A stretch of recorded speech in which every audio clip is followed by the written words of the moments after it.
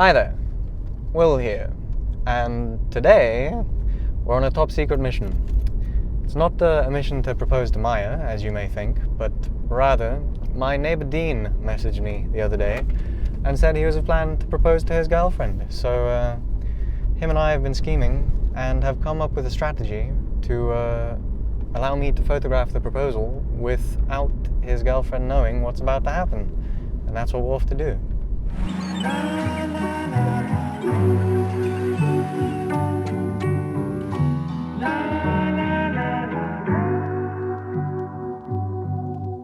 So the plan is, they're on their way here right now.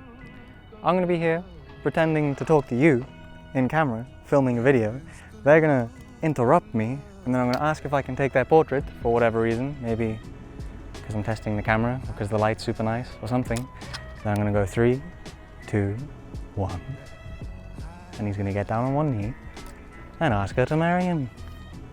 The bonus of standing around waiting here is that it's actually also quite pretty, so I might snap a landscape or something while we hang out.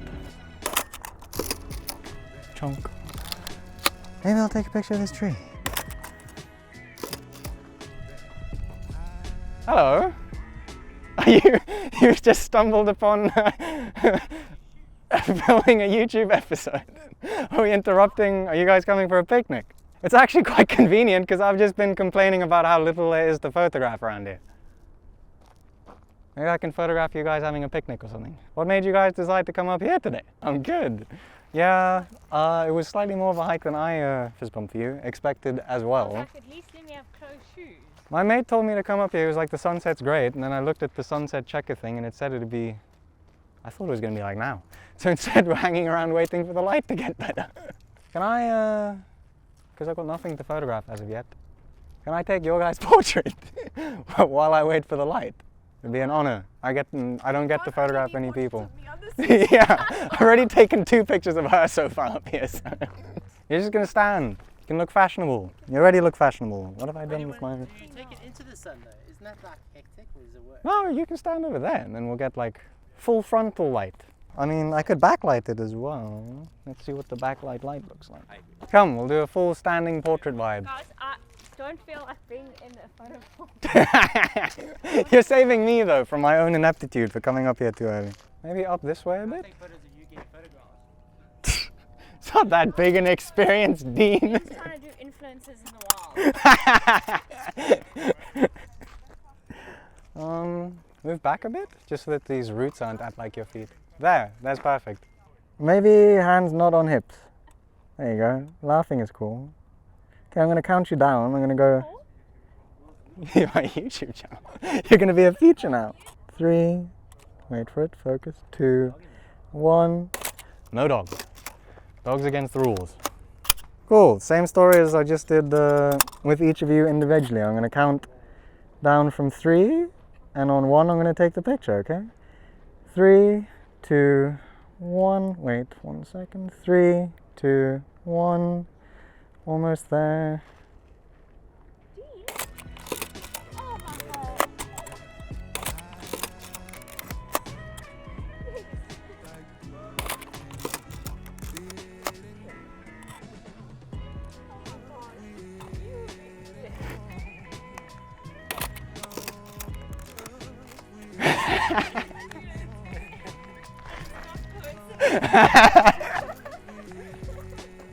Perfect execution.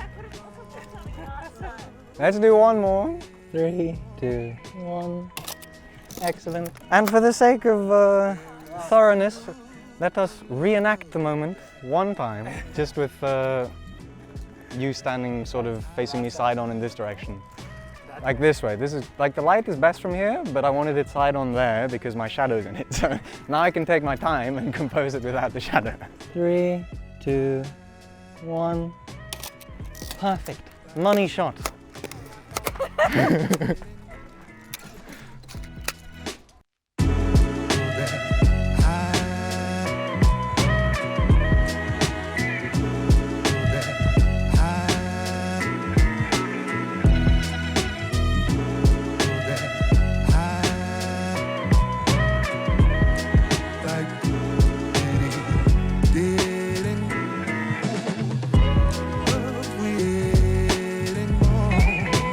I hope the video conveyed some of how special that was, to be honest. I'm really honoured that my neighbour Dean asked me to photograph his proposal, and I'm quite happy with how the photographs turned out.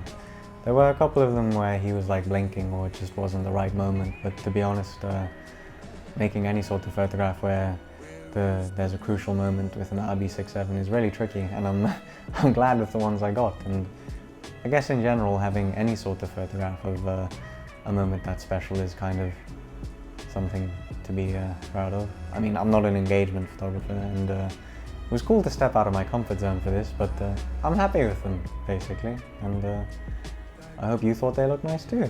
Anyway, I made some other photographs this week as well, which I will introduce to you, but I'm going to have my friend Hypebeast will reflect on them for you, because I think he's the only person that can do them justice.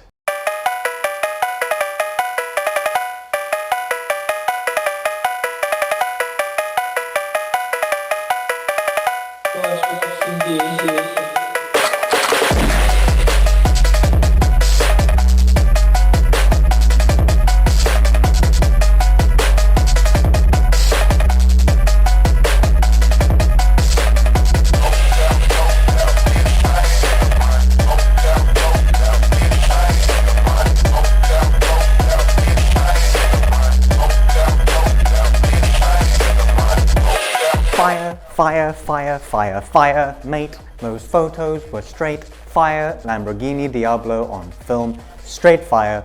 Never seen anything that good.